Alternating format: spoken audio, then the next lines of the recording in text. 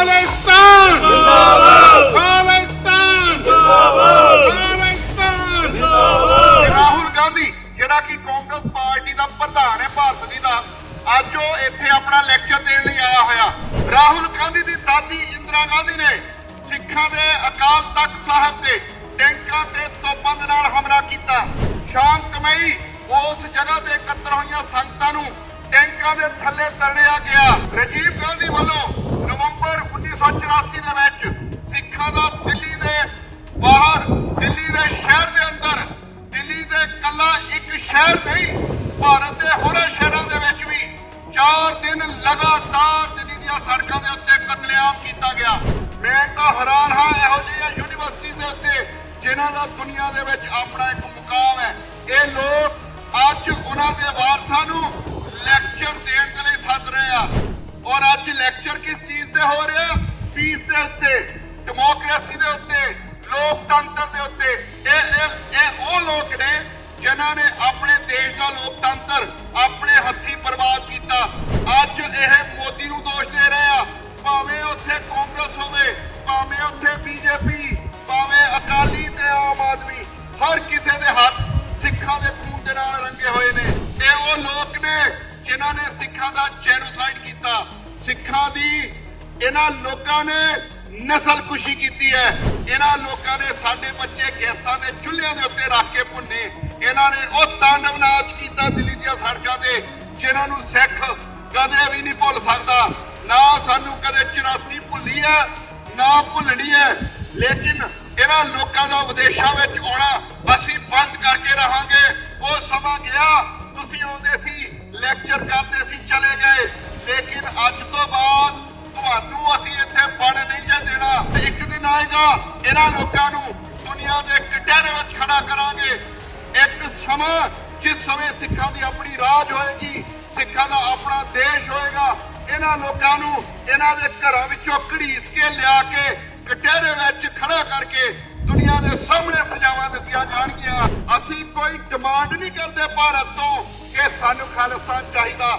ਉਹ ਦੇਸ਼ ਜਿੱਥੇ ਸਾਡੀ ਨਸਲਕੁਸ਼ੀ ਹੋਈ, ਉਹ ਦੇਸ਼ ਜਿੱਥੇ ਸਾਡੀ ਜੈਨੋਸਾਈਡ ਹੋਈ, ਅਸੀਂ ਉਸ ਦੇਸ਼ ਦੇ ਨਾਲ ਕੋਈ ਰਿਸ਼ਤਾ ਵੀ ਨਹੀਂ ਰੱਖਣਾ ਚਾਹੁੰਦੇ। ਸਿੱਖਾਂ ਦਾ ਆਪਣਾ ਖੁਦ ਦਾ ਰਾਜ ਰਿਹਾ, ਅਸੀਂ ਆਪਣਾ ਰਾਜ ਵਾਪਸ ਐਸਟੈਬਲਿਸ਼ ਕਰਕੇ ਰਹਾਂਗੇ। ਖਾਲਿਸਤਾਨ ਬਣ ਕੇ ਰਹੂਗਾ। ਰਾਜੀਵ ਗਾਂਧੀ ਤੇ ਇਹਦੇ ਵਾਰਸਾਂ ਨੂੰ ਸਜ਼ਾਵਾਂ ਦਿੱਤੀਆਂ ਜਾਣਗੀਆਂ।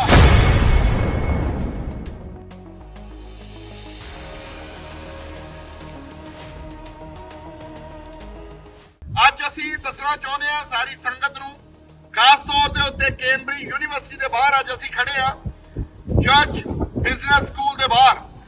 ਅੱਜ ਇੱਥੇ ਆਉਣ ਦਾ ਪ੍ਰੋਟੈਸਟ ਕਰਨ ਦਾ ਕਾਰਨ ਇਹ ਹੈ ਕਿ ਰਾਹੁਲ ਗਾਂਧੀ ਜਿਹੜਾ ਕਿ ਕਾਂਗਰਸ ਪਾਰਟੀ ਦਾ ਪ੍ਰਧਾਨ ਹੈ ਭਾਰਤ ਦੀ ਦਾ, ਅੱਜ ਉਹ ਇੱਥੇ ਆਪਣਾ ਲੈਕਚਰ ਦੇਣ ਲਈ ਆਇਆ ਹੋਇਆ। ਲੇਕਿਨ ਸਿੱਖ ਜਿੱਥੇ ਵੀ ਇਹ ਕਾਤਲ ਜਾਣਗੇ ਉਹਨਾਂ ਦਾ ਸਾਹਮਣਾ ਕਰਨਗੇ। ਅੱਜ ਰਾਹੁਲ ਗਾਂਧੀ ਦੀ ਦਾਦੀ ਇੰਦਰਾ ਗਾਂਧੀ ਨੇ ਸਿੱਖਾਂ ਦੇ ਅਕਾਲ ਤਖਤ ਸਾਹਿਬ ਤੇ ਟੈਂਕਾਂ ਤੇ ਤੋਪਾਂ ਦੇ ਨਾਲ ਹਮਲਾ ਕੀਤਾ। ਸ਼ਾਂਤਮਈ ਉਸ ਜਗ੍ਹਾ ਤੇ ਇਕੱਤਰ ਹੋਈਆਂ ਸੰਗਤਾਂ ਨੂੰ ਟੈਂਕਾਂ ਦੇ ਥੱਲੇ ਤਰੜਿਆ ਗਿਆ।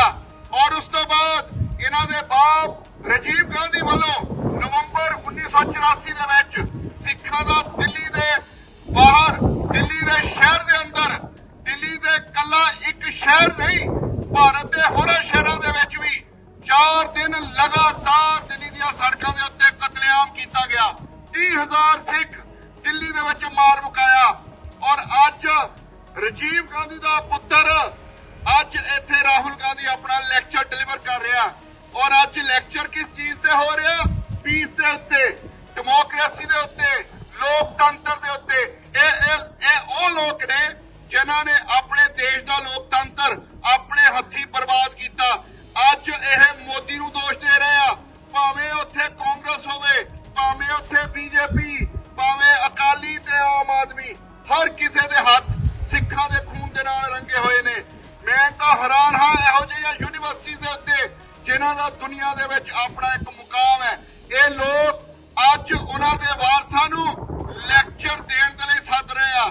ਇਹ ਉਹ ਲੋਕ ਨੇ ਜਿਨ੍ਹਾਂ ਨੇ ਸਿੱਖਾਂ ਦਾ ਜੈਨੋਸਾਈਡ ਕੀਤਾ। ਸਿੱਖਾਂ ਦੀ ਇਹਨਾਂ ਲੋਕਾਂ ਨੇ ਨਸਲਕੁਸ਼ੀ ਕੀਤੀ ਹੈ।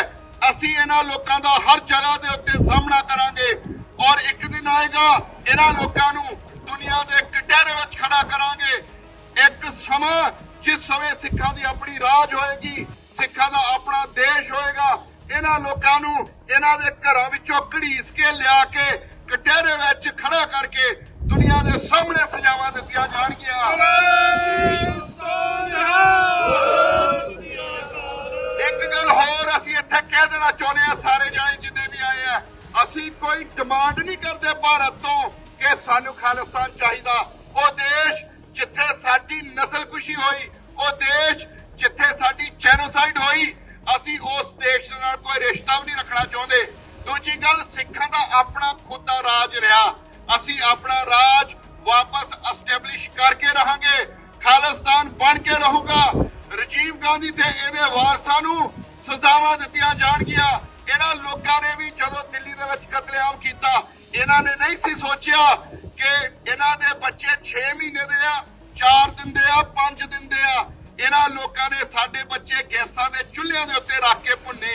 ਇਹਨਾਂ ਨੇ ਉਹ ਤਾਂਡਵ ਨਾਚ ਕੀਤਾ ਦਿੱਲੀ ਦੀਆਂ ਸੜਕਾਂ ਤੇ, ਜਿਨ੍ਹਾਂ ਨੂੰ ਸਿੱਖ ਕਦੇ ਵੀ ਨਹੀਂ ਭੁੱਲ ਸਕਦਾ। ਨਾ ਸਾਨੂੰ ਕਦੇ 84 ਭੁੱਲੀ ਹੈ, ਨਾ ਭੁੱਲਣੀ ਹੈ।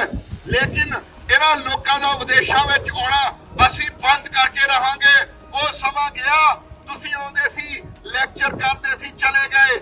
ਲੇਕਿਨ ਅੱਜ ਤੋਂ ਬਾਅਦ ਤੁਹਾਨੂੰ ਅਸੀਂ ਇੱਥੇ ਵੜਨ ਨਹੀਂ ਜੇ